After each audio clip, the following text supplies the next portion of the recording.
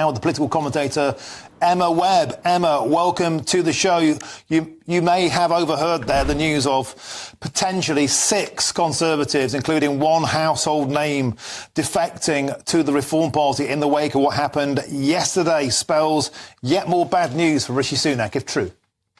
It certainly does. I think simply the news of Farage choosing to run, doing that U-turn there, and I think it's a very good thing that he did, but it is going to result in a bloodbath for the Conservatives. And all of the polls consistently showing not only that Labour are ahead, but that the Conservative Party are doing very, very badly indeed. So I think that they've made an absolutely huge mistake, going back to Chris Hope's exclusive just there, in parachuting these, as you put it, Tory wets into safe seats. Will Tanner, someone who's been a special advisor to Rishi Sunak, has been given a safe seat. That's something that has just come out in the press within the last couple of hours. So this is really, really bad news for Rishi Sunak. And time again, it's no surprise that Tory donors are considering pulling or have decided to pull their money out of the Conservative Party's election campaign,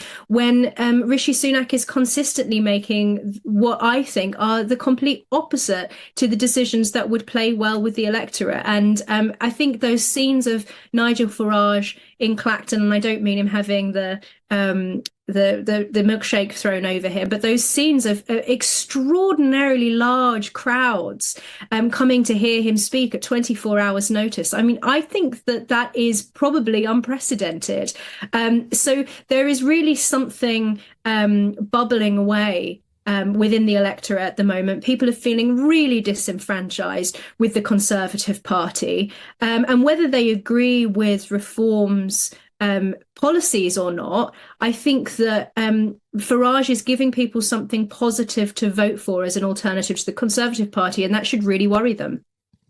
Can I ask you, Emma, about this notion of milkshake? And I think we can show some pictures of Nigel with that milkshake on him earlier. Of course, this happened in 2019 on the European Union, 5 years ago, actually, this week, 5 years to the week, when the final week of that European Union campaign was in full flow. Nigel was milkshake then. And I remember well, Emma, it actually did him a favour.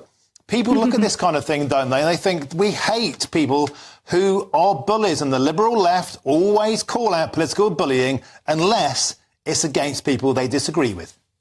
Of course, Clacton is my neck of the woods, and I can say anecdotally that I think that Nigel Farage stands a very good chance of winning Clacton. So that person throwing the milkshake over him there, I imagine, probably would have not gone down very well with the crowds that had come to see him speak, and is probably not representative of Clacton's view of Farage as a whole. It was all part and parcel of this trend of, I think you could call it luxury protesting. It's people who want to make a protest without going to very much effort.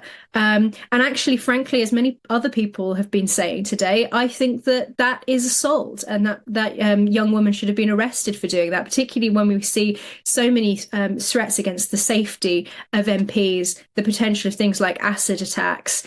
You need to see the law stepping in and dealing with things like that, because it is juvenile, but it's also completely unacceptable in a democratic society where you should have discussion and hear your opponents out rather than attacking them physically, even if it is just with a milkshake.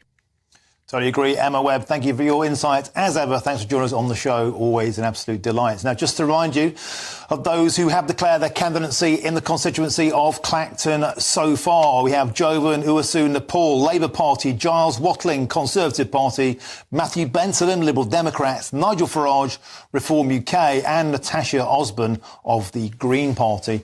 And that list of candidates isn't yet finalised, as the deadline isn't until later this week, 5 o'clock Friday, in fact. It will be published on the GB News website once that list is fully finalised. And GB News has an extended invitation to all of the candidates. We've invited all those candidates on the show. Please come on if you'd like to talk to us.